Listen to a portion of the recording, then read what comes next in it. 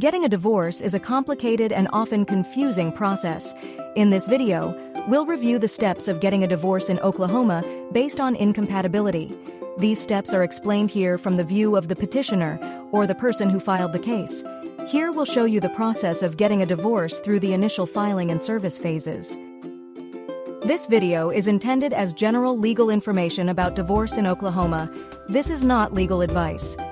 If you are feeling unsafe or experiencing domestic violence, please visit the websites in the description or call the numbers below for emergency resources.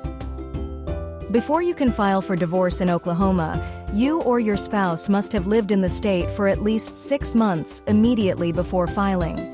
If you or your spouse have lived in Oklahoma for 6 months, you can file in any county where either of you have lived for at least the past 30 days. The petitioner starts the divorce case by filing the necessary paperwork.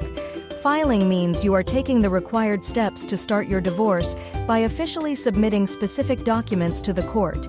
If you are the petitioner, you'll need to prepare the proper documents to begin the divorce process, including the petition, summons, automatic temporary injunction, and any other documents required by the county district court where you are filing.